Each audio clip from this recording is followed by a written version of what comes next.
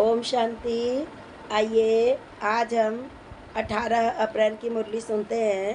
कल हमने 17 अप्रैल की मुरली सुनी, जिसमें भगवान ने हमें बताया कि यह पढ़ाई जो है बहुत वंडरफुल पढ़ाई है। इन्हें पढ़ाने वाले बेहद के बाबा हैं, परमपिता परमात्मा हैं। बाबा ने कहा इसमें निश्चय होना है, जरा भी संशय नहीं लाना है।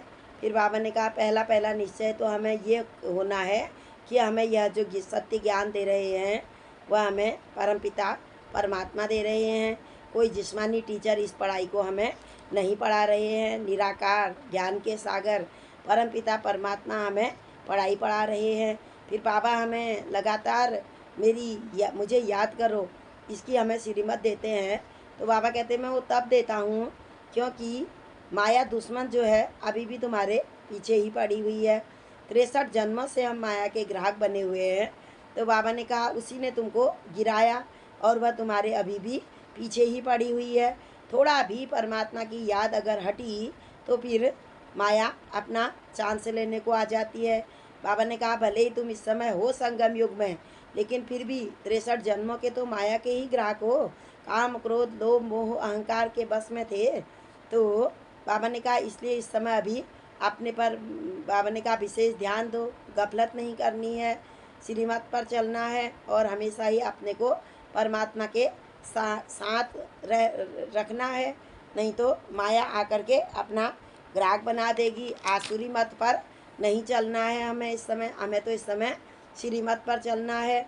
फिर बाबा ने कहा आत्मा रूपी जो दीपक है उस दीपक को बाबा ने कहा रोज ज्ञान के घृत से इसको रोज प्रज्वलित करो। ऐसा प्रज्वलित करो कि माया का तूफान इसको हिला भी न सके। यानी कि हमेशा याद रहे कि मैं एक आत्मा हूँ, आत्मा अविनाशी है और शरीर मेरा विनाशी है। तो बाबा ने कहा सच्चे सच्चे परवाने बन जाओ। बाबा ने कहा सच्चे सच्चे परवाने बनकर समा में फिदा होने वाले बन जाओ। इसलिए बाबा ने कहा बाबा की याद में रहो, स्नेह में समाये रहो और बाबा के सहयोगी बनो। बाबा ने कहा दुनिया वालों के सामने रो करके तो दुनिया वालों 63 जन्मों से तुमने अपना हाल ऐसा बना दिया है। बाबा ने कहा 2 भुजा वाले को अपना साथी बनाते हो, 4 भुजा वाले को 1000 भुजाओं वाले शिव बाबा को भूल जाते हो। तो बाबा ने कहा उनके सामने रोते हो। बाबा ने कहा अगर मेरी याद पर रोओगे, प्रेम के आंसू भी बाबा ने कहा दिल की डिब्बी में रखोगे, बाबा की याद में अगर रोओगे तो वह भी तुम्हारे आंसू भी तुम्हारे मोती बन जाएंगे। ये कल हमें हमारे परमपिता परमात्मा के महावाक्य थे, उन्होंने हमें बताया। तो आज हम 18 अप्रैल की मुरली सुनते हैं। आज है 18/4/2024 प्रातः मुरली। ओम शांति। बाप दादा मधुबन। बाबा कह रहे हैं मीठे बच्चे, दाता तुम बच्चों को बाप से कुछ भी मांगने की दरकार नहीं है। बाबा ने कहा 63 जन्मों से तो तुम भिखारी बनते रहे, मांगते ही रहे, लेकिन इस समय तो परम पिता परमात्मा वो हमारे पिता हैं।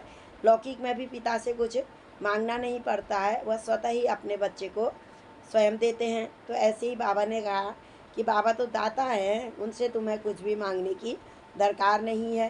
कहावत भी है ना, मांगने से तो मरना भला।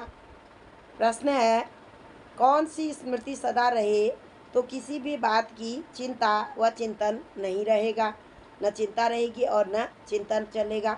उत्तर है जो पास्ट हुआ, अच्छा हुआ बुरा, ड्रामा में था, नथिंग न्यू।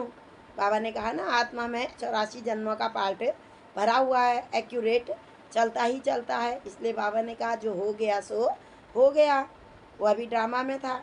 सारा चक्र पूरा होकर फिर रिपीट होगा।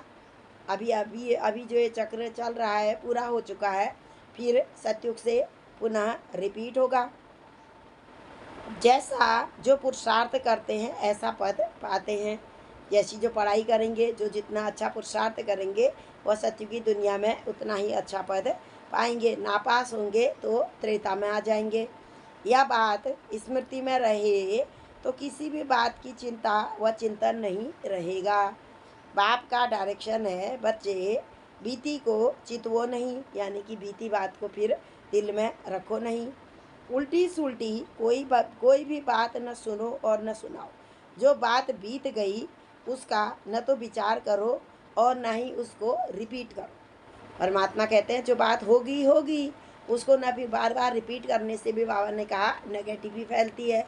इसलिए जो है आप आगे को बिंदी लगाओ और पॉजिटिव सोचो, अच्छा ही अच्छा होगा, मेरे साथ जो भी होगा सब अच्छा ही अच्छा होगा।